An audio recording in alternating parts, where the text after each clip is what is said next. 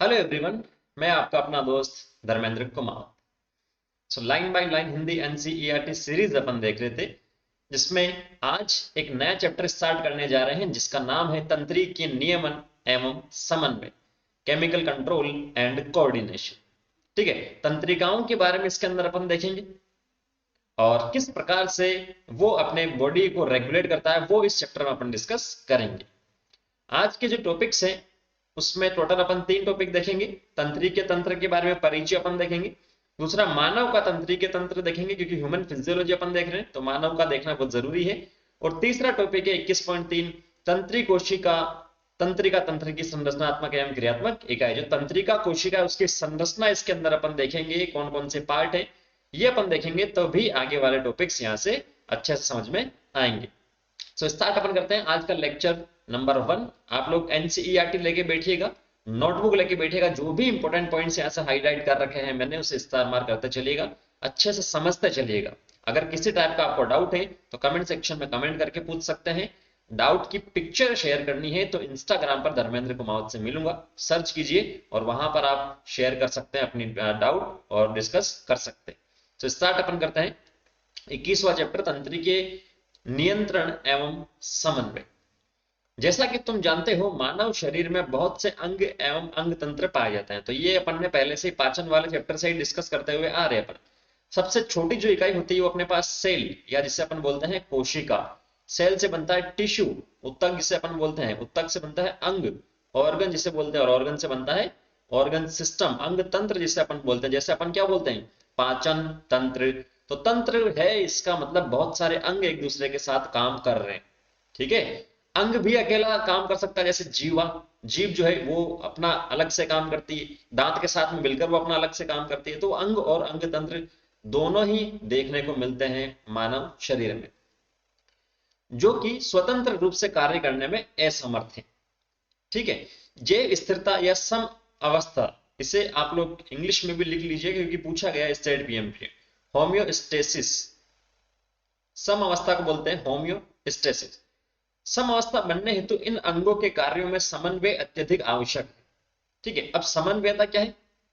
समन्वयता एक ऐसी क्रियाविधि है जिसके द्वारा दो या अधिक अंगों में क्रियाशीलता बढ़ती है, वे एक दूसरे अंगों के कार्यों में मदद मिलती है। जैसा भी मैंने आपको बताया था कि जो दांत है वो जीवा के साथ मिलकर काम कर रहा है, या हो सकता है कि मस्तिष्क से मैसेज आ रहा है कि इस हाथ का मूवमेंट करवाना है, तो मस्तिष्क भी है यहाँ पर, जो अपना स्केलेटल सिस्टम है वो भी इन्वॉल्व हो रहा है। तो क्या हो रहा है, ओवरऑल एक या एक से अधिक अंग है या जो तंत्र है वो एक दूसरे के कार्य में मदद कर रहे हैं, उसे अपन बोल रहे हैं समन्वयता। ठीक है, उदाहरणार्थ जब हम शारीरिक व्यायाम करते हैं तो पेशियों के संचालन हेतु ऊर्जा की आवश्यकता भी बढ़ जाती है। ठीक है, जब एक्सरसाइज वगैरह अपन कर रहे हैं तो एनर्जी की नीड होती है वो बढ़ जाती है। ऑक्सीजन की आवश्यकता में भी वृद्धि होती है। मान लो आप भाग रहे हो तो तेज तेज से सांस लेना शुरू कर दोगे आप।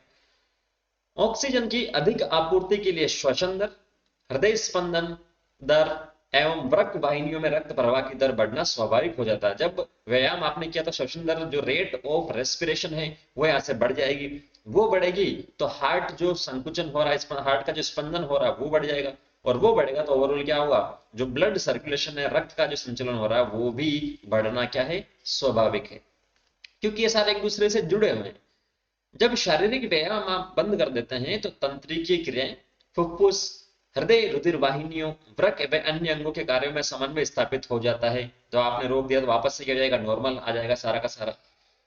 हमारे शरीर में तंत्रिका तंत्र एवं अंत्य स्त्रावी तंत्र सम्मिलित रूप से अन्य अंगों की क्रियाओं में समन्वय करते हैं तथा उन्हें एकीकृत करते हैं, जिससे सभी क्रियाएं एक साथ क्या हो, संचालित होती रहती है। मेन जो अपने हैं कौन से हैं, एक तो तंत्रिका तंत्र और एक दूसरा अंत्य स्त्रावी तंत्र। तो तंत्रिका तंत्र के बारे में तो इस चैप्टर में अपन पढ़ेंगे, जबकि अंत्य स्त्रावी तंत्र जिसे एंडोक्राइन सिस्टम अपन बोलते हैं वो इसका अगला चैप्टर है, जिसमें हार्मोन के बारे में अपन पढ़ेंगे, कौन सा हार्मोन क्या काम करता है, किस प्रकार से रेगुलेट करता है, वो सारा सब कुछ पढ़ेंगे।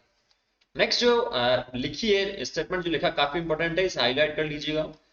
तंत्री के तंत्र ऐसे व्यवस्थित जाल तंत्र गठित करता है जो त्वरित समन्वय हेतु बिंदु दर बिंदु, काफी इंपॉर्टेंट है, पॉइंट टू पॉइंट, ठीक है, पॉइंट टू पॉइंट, ये बोल रहा है तंत्रिका तंत्र की बात कर रहा है, नर्वस सिस्टम की बात कर रहा है। ये क्या है, व्यवस्थित जाल है तंत्रिकाओं का जो क्या करता है, त्वरित मतलब फास्ट समन्वय हेतु बिंदु, एक से दूसरी जगह पर जो भी समन्वय हो रहा है बिंदु दर बिंदु कुछ भी नहीं छोड़ता है, जुड़ा हुआ रहता है। ठीक है, शरीर में मोस्टली सभी जगह पर ये बिंदु दर बिंदु जुड़ा होता है, त्वरित कार्य करता है और व्यवस्थित है। ऐसा नहीं कि मना है वैसा ही हो गया, व्यवस्थित है सारा सब कुछ। और अंतःस्रावी तंत्र क्या है, हार्मोन द्वारा रासायनिक समन्वय बनाता है, जैसे अभी मैंने आपको बताया था, अगले चैप्टर में इसे पढ़ेंगे। इसे इस अध्याय में आप मनुष्य के तंत्री के तंत्र एवं तंत्री के समन्वय की क्रियाविधि, जैसे तंत्री के आवेग का संचरण, आवेगों का सिनेप्स से संचरण तथा प्रतिवर्ती क्रियाओं कार्यों की कार्यकी का अध्ययन करेंगे। ठीक है, तो वैसे 6 टॉपिक इसके अंदर लिखे हैं, तो ये 3 तो अपन इसके अंदर डिस्कस कर ही रहे हैं, बाकी 3 इसके आगे आ ही जाएंगे, तो सारा चैप्टर अपना हो जाएगा अच्छे से। अब टॉपिक 21.1 जो है वो है तंत्री के तंत्र। क्या है तंत्री के तंत्र, या जो जंतुओं में मिलता है कि अपने से पहले जो जंतु थे उनमें किस प्रकार का तंत्रिका तंत्र था, क्या सरल था क्या जटिल था।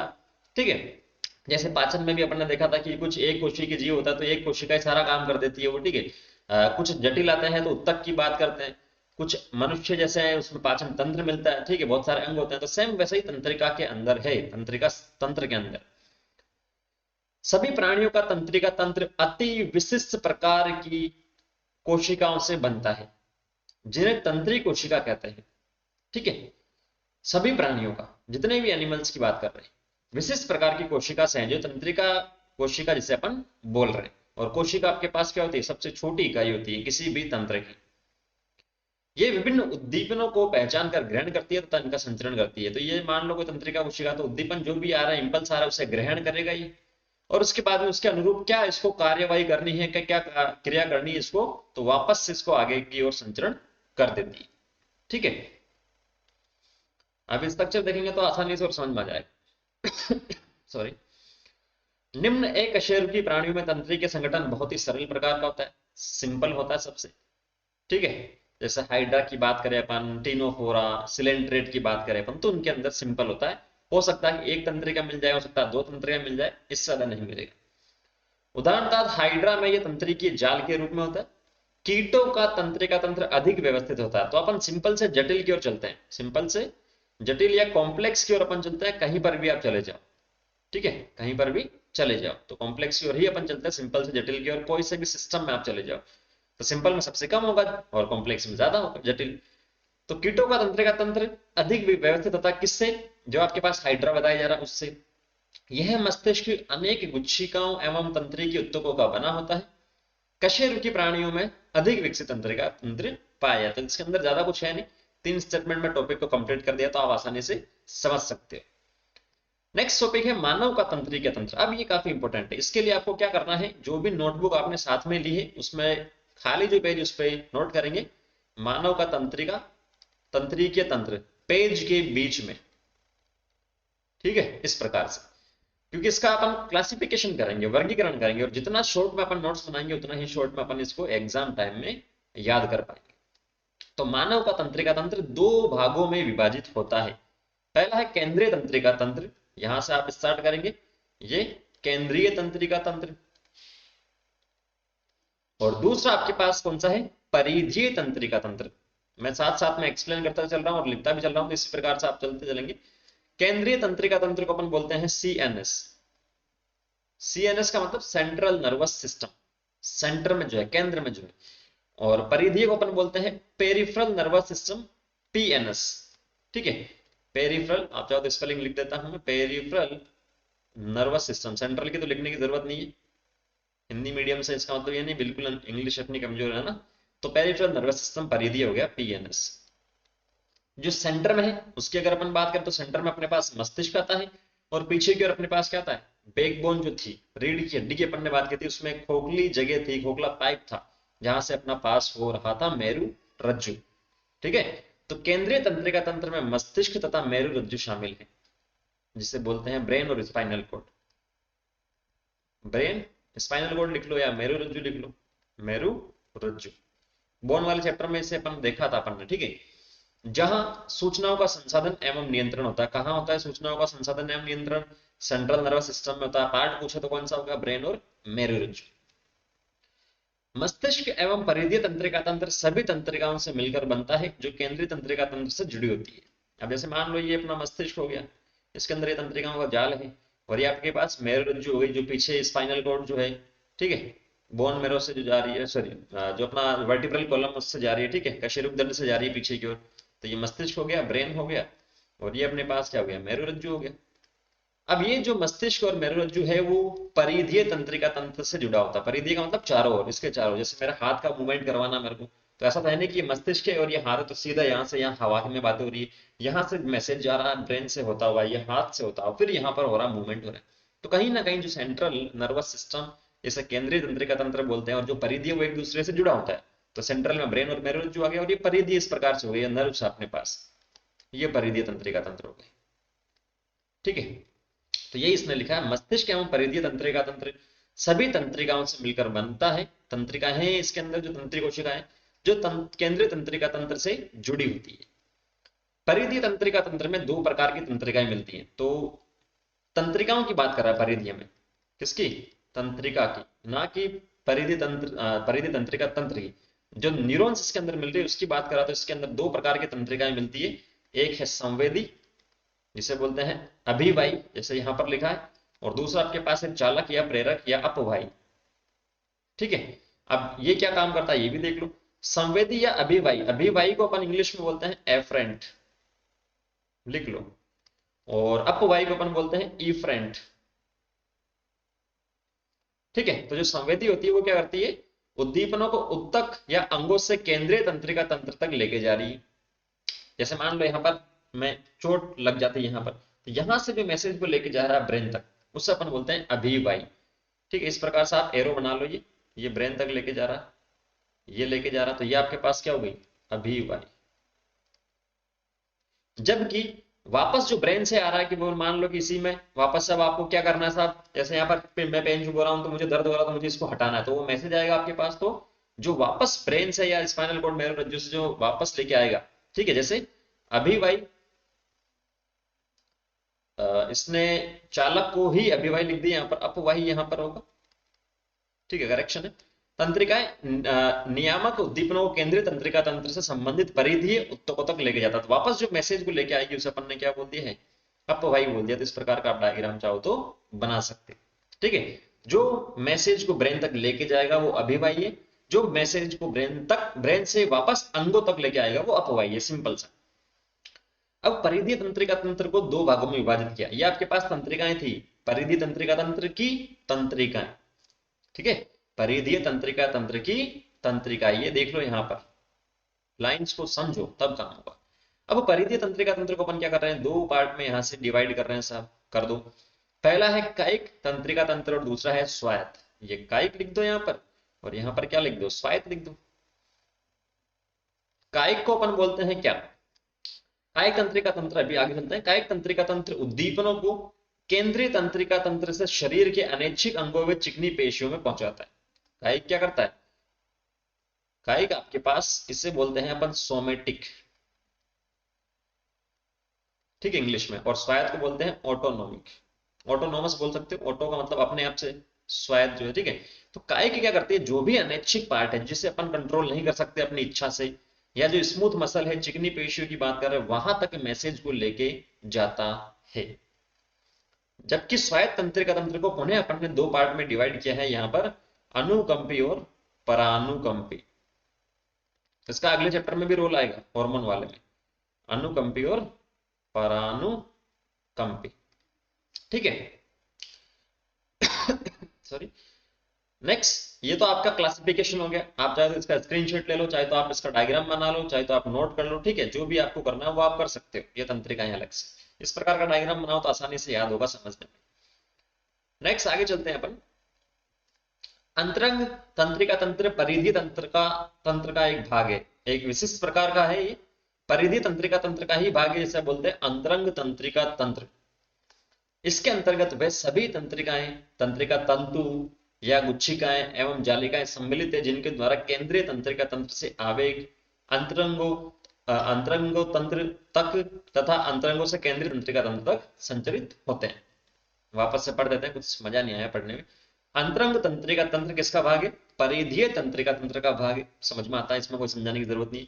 अब इस तंत्र के अंदर क्या क्या आता है, वे सभी तंत्रिकाएं, सारी तंत्रिकाएं आती है तंत्रिका तंतु आते हैं, गुच्छिकाएं आती है या जालिकाएं सम्मिलित हैं, जिनके द्वारा केंद्रीय तंत्रिका तंत्र से, ये केंद्रीय तंत्रिका तंत्र से जो आवेग है, जो इंपल्स है, अंतरंग को अपन बोलते हैं इंपल्स, ठीक है, इंपल्स आवेग वगैरह, तथा अंतरंगों तक, मतलब जो केंद्रीय तंत्रिका तंत्र अपना ये सेंट्रल नर्वस सिस्टम था, यहां से जो भी मैसेज जो अपने अंतरंगों तक जा रहे हैं, ठीक है, अंतरंगों मतलब जो अपने जिसे अपन बोलते हैं आंतरिक जो अंग है, ठीक है, आंतरिक आंतरिक जो अंग है अपने, वहां तक मैसेज को लेके जा रहा है और वापस मैसेज को लेके आ रहा है।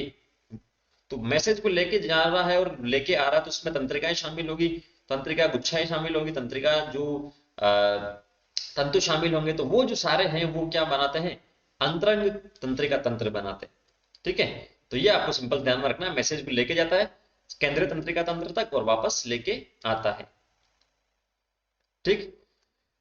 कोई डाउट हो तो पूछ लेना कमेंट सेक्शन में, कमेंट कर, शर्माना मत, ठीक है। पर्सनली यहाँ कोई किसी को नहीं जानता तो आप पूछ सकते हैं। तंत्रिका कोशिका जिसे इंग्लिश में बोलते हैं न्यूरॉन, जो क्या है, तंत्रिका तंत्र की संरचनात्मक, मतलब संरचना बनाने में और कार्य करने में इन्वॉल्व, इसलिए संरचनात्मक एवं क्रियात्मक इकाई। न्यूरॉन जो है एक सूक्ष्मदर्शी संरचना है, बहुत छोटी संरचना है जो 3 भागों से मिलकर बनती है। पहली है कोशिका काय, जिसे अपन बोलते हैं इंग्लिश में सेल बॉडी, ठीक है। दूसरा है ध्रुमाक्षय, जिसे अपन बोलते हैं डेंड्राइट्स, लिख लो, देखो मत ऐसे। और तीसरा है तंत्रिकाक्ष, जिसे अपन बोलते हैं एक्सोन, ठीक है। तो 3 मेन पार्ट होता है, कोशिका काय, ध्रुमाक्षय और तंत्रिकाक्ष। क्षेत्र 21.1, ये 21.1 रहा अपना। ये अपने पास सेल बॉडी, कोशिका काय, ध्रुमाक्षय और ये अपना तंत्रिकाक्ष, जिसे अपन बोलते हैं एक्सोन। 3 पार्ट हो गए। अब इनके बारे में पढ़ते हैं, ये करते क्या क्या है और क्यों भगवान ने इनको बनाया है, मालिक ने बनाए हैं। तो जो कोशिका काय है उसमें कोशिका द्रव्य व प्रारूपिक कोशिकांग व विशेष दानेदार अंगक निसेल ग्रेन्यूल पाए जाते हैं। सेल बॉडी आपने बोला है और आपने तंत्रिका को तंत्रिका कोशिका बोला है, और कोशिका है तो वहां पर क्या होगा, कोशिका द्रव्य होगा ही होगा। तो ये कोशिका द्रव्य भी है, और कोशिका द्रव्य है तो उसके अंदर क्या होंगे, कोशिकांग मिलेंगे, कोशिका में मिलने वाले अंग मिलेंगे, तो प्रारूपिक कोशिकांग भी है इसके अंदर। अब इंपॉर्टेंट पॉइंट क्या है कि नॉर्मल जो कोशिका उससे ये अलग क्यों है, क्योंकि इसके अंदर कुछ दानेदार अंगक, छोटे छोटे दाने नुमा अंग मिलते हैं, जिसे अपन बोलते हैं निसेल ग्रेन्यूल, इंग्लिश में भी यही है, निसेल ग्रेन्यूल्स, ठीक है। कण, छोटे छोटे निसेल के कण जिसे अपन बोलते हैं। तो निसेल ग्रेन्यूल्स इसके अंदर डायग्राम में शायद बता रखे हैं, ये रे, ठीक है। ये छोटे छोटे जो कण हैं, डॉट डॉट बताए जा रहे हैं, ये क्या है, निसेल ग्रेन्यूल्स। प्रोटीन संश्लेषण में काम में आते हैं, अभी आएगा आगे। छोटे तंतु जो कोशिका काय से परवर्धित होकर लगातार विभाजित होते हैं तथा जिनमें निसेल ग्रेन्यूल भी पाए जाते हैं, ध्रुमाक्ष कहलाते हैं। तो ये कह रहा है कि जो कोशिका काय अपने पास है उसमें से छोटे छोटी जो वृद्धि होती है बाहर की ओर, ये क्या था, कोशिका काय था। अब यहां से ये देखो, ये बाहर निकला, ये बाहर निकला, ये बाहर निकला, तो जो बाहरी वृद्धि है इसे अपन क्या बोलते हैं, ध्रुमाक्ष बोलते हैं। इसमें भी जो अपने पास निसेल ग्रेन्यूल से निसेल के जो कण हैं वो इसके अंदर मिलेंगे, ठीक है।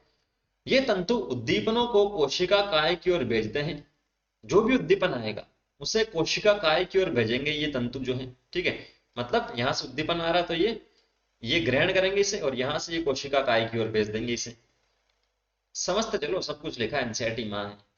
एक तंत्रिका कोशिका में एक तंत्रिकाक्ष निकलता है, तो ये तंत्रिकाक्ष जैसा अभी अपन ने देखा था, अरे बार बार यही पेज क्यों खुल रहा है, ठीक है। ये रहा तंत्रिकाक्ष, तो एक तंत्रिका में एक तंत्रिकाक्ष अपने को मिलेगा, जहां से क्या होगा, जैसे अभी यहाँ ये तंत्रिका जो डेंड्राइट्स था वहां मैसेज आया, वहां से कोशिका काय में आ गया। कोशिका काय से कहा जाएगा, ये कोशिका काय से जाएगा तंत्रिकाक्ष, ठीक है, और तंत्रिकाक्ष से आगे की ओर चला जाएगा। इसका दूरस्थ भाग शाखित व प्रत्येक शाखित भाग का अंतिम छोर लड़ी नुमा संरचना सिनेप्टिक नोब, जिसे सिनेप्टिक पुट्टिकाएं होती है, इसमें रासायनिक न्यूरोट्रांसमीटर पाए जाते हैं। तो जो इसका सबसे दूरस्थ मतलब दूर वाला जो हिस्सा है, ये वाले हिस्से की बात कर रहा है, ठीक है। छोटे छोटे जो नोब है, घुंडी नुमा संरचना होती है, बटन नुमा, ठीक है, ये नोब है। यहाँ पर इसके अंदर क्या होता है, केमिकल्स होते हैं, जिसे बोलते हैं न्यूरोट्रांसमीटर। न्यूरॉन में न्यूरॉन में जो भी मैसेज आ रहा है उसको ट्रांसमिट करने वाला है न्यूरोट्रांसमीटर, ठीक है। सिनेप्टिक पुट्टिकाओं में, और तंत्रिकाक्ष का सिरा यहाँ पर हो गया। तंत्रिका अक्ष जो है, एक्सोन जो है, तंत्रिकीय आवेगों को कोशिका काय से दूर सिनेप्स पर अथवा तंत्रिकीय पेशी संधि पर पहुंचती है। तो ये मैंने आपको बता दिया, दूर की ओर मैसेज जाएगा, आगे से आगे जाएगा, यहां से आएगा और यहां से आगे की ओर चलता चला जाएगा मैसेज जो भी है। तंत्रिकाक्ष तथा ध्रुमाक्ष की संख्या के आधार पर न्यूरॉन्स को 3 समूह में बांटा गया। अब तंत्रिकाक्ष की संख्या कितनी है और जो ध्रुमाक्ष है उसकी संख्या कितनी है, उसके आधार पर टोटल 3 समूह में बांटा गया है। तो आप इस प्रकार से फ्लो चार्ट बना सकते हैं एनसीईआरटी की साइड में। पहला है बहुध्रुवीय, ठीक है, मल्टीपोलर जिसे बोलते हैं, मल्टीपोलर मतलब मल्टी का मतलब एक से ज्यादा, बहु मतलब एक से ज्यादा, बहु का मतलब पत्नी नहीं है। सालो क्या कर रहे हो तुम लोग। एक तंत्रिकाक्ष, इसके अंदर क्या था, एक तंत्रिकाक्ष होती है और दो आपके पास क्या होता है, दो या दो से अधिक क्या होते हैं, ध्रुमाक्ष यहाँ पर इसके अंदर देखने को मिलेंगे। ठीक है, एक तंत्रिकाक्ष इस प्रकार से हो जाएगा और जो ध्रुमाक्ष है वो आगे दो या दो से अधिक इस प्रकार से हो जाएंगे, जो कहाँ मिलते हैं, प्रमस्तिष्क वलकुट में मिलते हैं। प्रमस्तिष्क वलकुट में मस्तिष्क का एक पार्ट है, इसे अपन देखेंगे अभी इसी चैप्टर में देखेंगे मस्तिष्क की संरचना वगैरह में। दूसरा है द्विध्रुवीय, जिसे अपन बोलते हैं बाइपोलर, मतलब द्वि का मतलब दो मिलेंगे, एक तंत्रिकाक्ष मिलेगा और एक ही क्या मिलेगा, ध्रुमाक्ष मिलेगा, जो दृष्टि पटल में पाए जाते हैं, जहां पर देखने की काम प्रोसेस जो होती है वो होती है। ठीक है, तंत्रिकाक्ष जो है दो प्रकार के होते हैं। तंत्रिकाक्ष क्या होते हैं, दो प्रकार के होते हैं, एक तो आच्छादित और दूसरा आच्छादहीन। आच्छादित को बोलते हैं माइलिनेटेड, माइलिनेटेड मतलब उसके ऊपर कवर है। नॉन आच्छादित को बोलते हैं, सॉरी आच्छादहीन को बोलते हैं नॉन माइलिनेटेड। जैसे ये आपके पास क्या न्यूरॉन है, उसके चारों तरफ क्या होता है, पढ़ लेते हैं इसे, आच्छादित तंत्रिका तंतु श्वान कोशिकाओं से ढके होते हैं। तो ये जो आपके पास क्या है, ये जो तंत्रिकाक्ष वगैरह बताए जा रहे हैं जैसे, तो श्वान कोशिकाएं यहाँ पर कुछ विशिष्ट प्रकार की जो कोशिकाएं होती है इसके चारों तरफ होती है।